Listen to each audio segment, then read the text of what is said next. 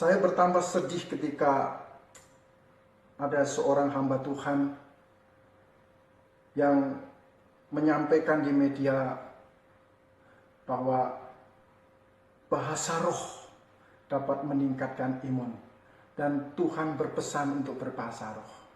Saya begitu sedih untuk masalah ini. Bapak pendeta ini dulu pernah menyampaikan nubuat yang katanya dari Tuhan. Tahun 2000 ada penuaian besar-besaran. Hasilnya song. Kemudian KKR tiap tahun bertebaran di YouTube.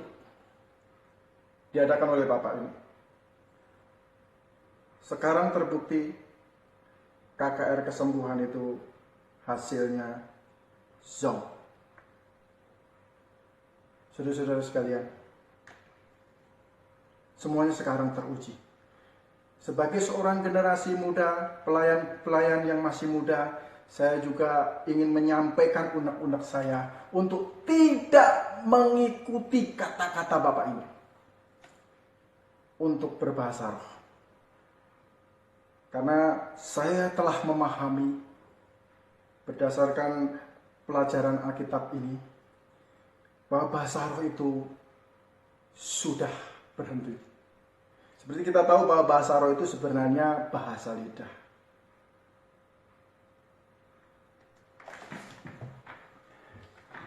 Di sini saya menuliskan di dalam 1 Korintus pasal 13 ayat 8, nubuat akan berakhir, bahasa roh akan berhenti, pengetahuan akan lenyap. Kapan? Jika yang sempurna tiba. Saya garis bawahi jika yang sempurna tiba. Jadi kalau bahasa roh akan berhenti kalau yang sempurna tiba. Saudara-saudara sekalian, kapan?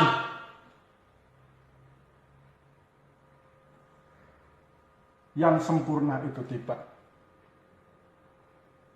Kalau merujuk kata yang sempurna ini, maka kita harus memperhatikan kata per kata di dalam Alkitab yang sesuai. Sempurna itu merujuk kepada benda, atau merujuk kepada seseorang, atau merujuk kepada sesuatu. Itu harus diteliti dari kata-katanya. Karena di dalam bahasa aslinya itu semua tergambar dengan jelas. Jadi yang di dalam 1 Korintus 13 ayat 8, kata sempurna yang dimaksud ini sesuai sekali dengan 1 Yakobus 1 ayat 25. Saya ulang lagi, kata sempurna ini di dalam 1 Korintus 13 ayat 8 itu sesuai dengan Yakobus 1 ayat 25. Saya akan bacakan, tetapi barang siapa meneliti hukum yang sempurna, yaitu hukum yang memerdekakan orang, dan ia bertekun di dalamnya, jadi bukan hanya mendengar untuk melupakannya, tetapi sungguh-sungguh melakukannya, ia akan berbahagia oleh perbuatannya. Jadi sempurna yang dimaksud di 1 Korintus 13 ayat 8 dan 9 itu adalah hukum yang sempurna. Jadi sempurna yang dimaksud tidak merujuk kepada seseorang, tetapi merujuk kepada hukum yang sempurna. Yaitu apa? Yaitu saya gambarkan, ini zaman Tuhan Yesus, ini zaman para rasul, ini Alkitab selesai ditulis. Wahyu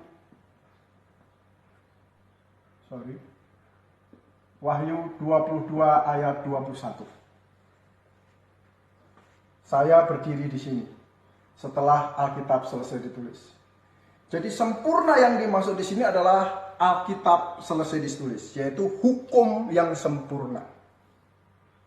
Jadi saya berada di sini tidak bisa berbahasa lidah lagi karena sudah berhenti dengan sendirinya. Itu middle voice. Jadi berhenti dengan sendirinya. Saya tidak bernubuat karena apa? Karena nubuat sudah diakhiri. pewahyuan sudah lengkap. Siapapun yang bernubuat saat ini tidak lagi berasal dari Tuhan karena sudah diakhiri oleh Tuhan.